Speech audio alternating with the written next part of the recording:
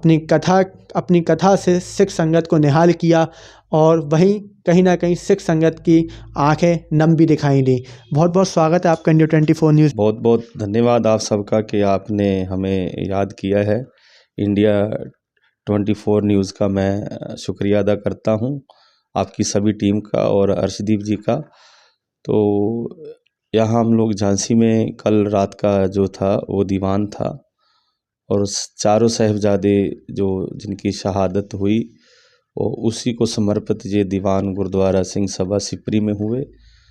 तो यहाँ पर जो छोटे बच्चे थे और उनको और जो हमारी माताएं बहनें सब लोग गुरुद्वारे में आए, उनको साहिबजादों का इतिहास जो है वो बताया गया कि कैसे उनकी जो शहादत हुई, कैसे उन्होंने जुल्म के ख़िलाफ़ लड़ाई लड़ी और गुरु गोविंद सिंह जी के बड़े साहिबजादे और 40 सिख चमकौर में शहीद हुए, उनका इतिहास, और छोटे साहिबजादे बाबा जोरावर और बाबा फतेह सिंह जी, माता गुजर कौर जी का जो इतिहास है आज जो दोपहर के दीवान में जो है संगत को बताया गया।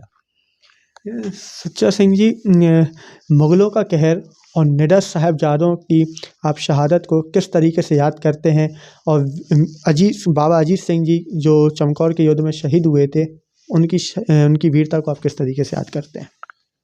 देखिए, जो गुरु गोविंद सिंह जी के साहिबजादे शहीद हुए हैं उनकी आयु बहुत कम थी।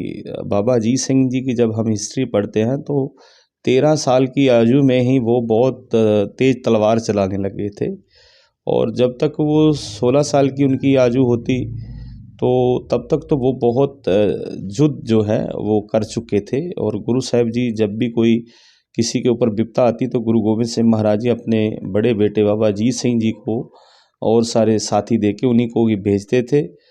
और ये एक जो सिख समाज और जो हमारे आर्मी में है नौजवान बॉर्डरों पे जो सेवा करते देश की रक्षा, हालांकि ये पहले हमने सुना भी है कि ये जो इतिहास है फ्रांस में भी पढ़ाया जाता था। और जब ये हमारे नौजवान हैं जो हमारे सिख सोल्जर हैं या सिख रेजिमेंट हैं इंडिया में बॉर्डर सिक्योरिटी पे हैं, या अमेरिका में सिख रेजिमेंट भी है, आई थिंक ऑल वर्ल्ड कंट्रियों में सिख रेजिमेंट जो है अभी आ रही है। तो वो भी जो बॉर्डरों पे जाते हैं तो बाबा अजीत सिंह और बाबा जुझार सिंह जी की शहादत को याद करके और उनमें एक जोश जो है प्रकट हो जाता है।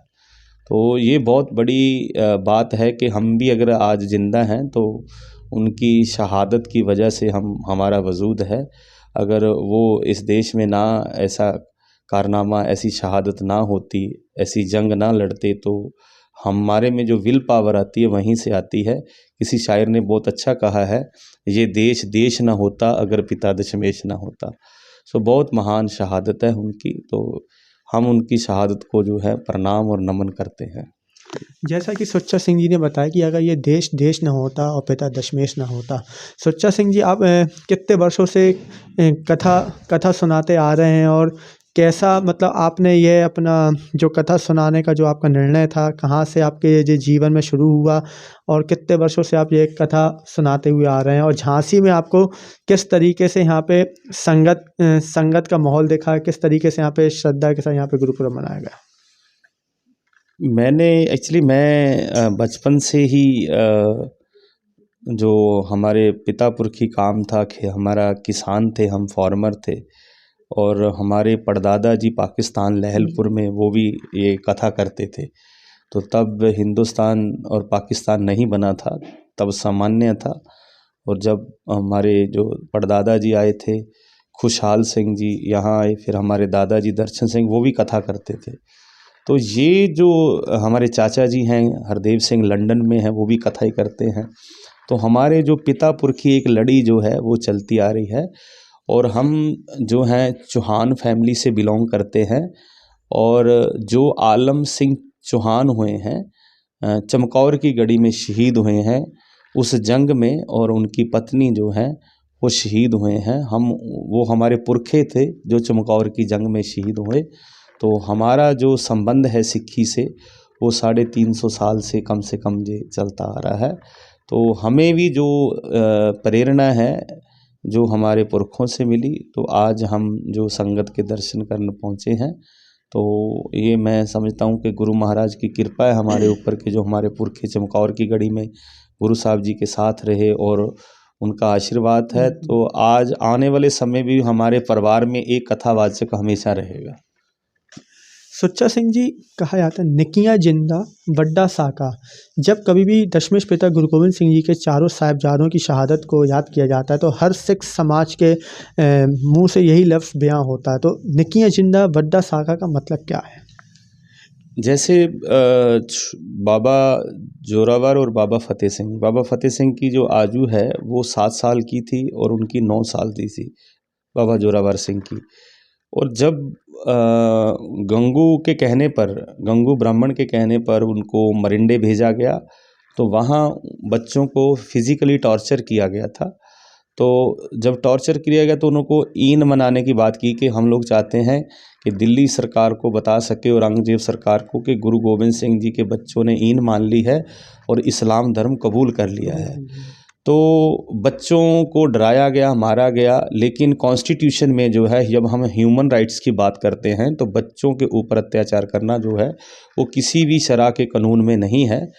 तो हम लोग जो यहाँ तक कि बहुत सारे मुसलमान भी ऐसे थे जो औरंगजेब का विरोध कर रहे थे उस वक़्त, और यहाँ तक कि उनकी जो बेगमें थी, उन्होंने भी सूबा सरहंद की जो बेगम थी उसने विरोध किया था कि छोटे बच्चों को आपने ऐसा क्यों किया। तो निकिया जिंदा बड़े साके इसलिए कहा जाता है कि वो उनकी जो जान है, जिंदा मीन्स छोटी जान, नन्ही जान थी, लेकिन उनके जो बात करने के स्टाइल था वो बहुत बड़ा था, बहुत बड़ा था। और जब सूबा सरहंद ने उनको कहा था कि आप इस्लाम में आ जाइए, आपको बेग में मिलेंगी, अच्छी अच्छी हूर परी मिलेंगी, आपको सोना चांदी राजभाग्य मिलेगा, तो बच्चों ने कहा था कि जो कुरान की कसम खाकर झूठ बोल सकता है उस पर हम कैसे विश्वास कर सके। अगर इस्लाम में भी मौत नहीं आनी है तो इससे अच्छा है तो हम अपने ही पंथ में रहकर शहीद हों, तो हमें हमारा पंथ बहुत है अच्छा लगता है। तो इसीलिए ये कहा गया कि जो उनकी जो नन्ही जान थी, निकियां जिंदा बड़े साके, उन्होंने इसलिए किए कि छोटे बच्चों ने बड़ी बड़ी बातें कहीं और उसके दरबार में उनके जवाब भी दिए। तो उन्होंने कहा था कि अगर बच्चे बात नहीं मानते हैं तो इनको झुका दिया जाए, तो सर झुकाए जो है सूबा सरहंद के आगे सर झुका दें तो हम लोगों को बताएंगे। मीडिया के उनका भी मीडिया था तब, उर्दू की अखबारें भी निकलती थी, तो भी गुरु गोविंद सिंह के बच्चे झुक गए हैं। तो बच्चों को झुकाने के लिए उन्होंने बड़ा गेट जो था उसको हटाकर छोटा गेट लगा दिया कि जब बच्चे निकलेंगे तो सर नीचे झुक जाए। लेकिन बच्चों का जो दिमाग था, उनकी सोच, ब्रिलियन हम लोग कहते थे, उनकी जो सोच थी, तो जिसको हम जीनियस बच्चे का तो खिताब नहीं दे सकते क्योंकि उनके बराबर किसी की तुलना करना तो हमारी मूर्खता होगी। तो जब उनका बच्चे जब आए तो उन्होंने पहले सर नहीं जगाया, अपने जूते आगे किए। तो फिर बादशाह भी जो था सूबा सरहंद, वो भी जो एकदम चौंक गया था कि ये छोटे बच्चे अगर आज ऐसी बातें कर रहे हैं, अगर इनको छोड़ दिया गया तो बड़े होकर ये क्या करेंगे।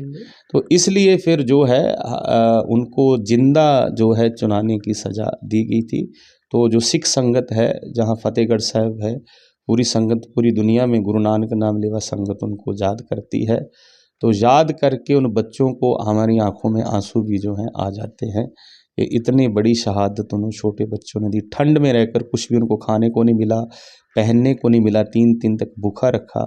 तो मोती मेहरा जी, जो बाबा मोती मेहरा, वो सूबा सरहंद की रसोई में काम करते थे और जो वहाँ पर सूबा सरहंद की जेल में हिंदू कैदी थे उनको खाना बना कर देते थे।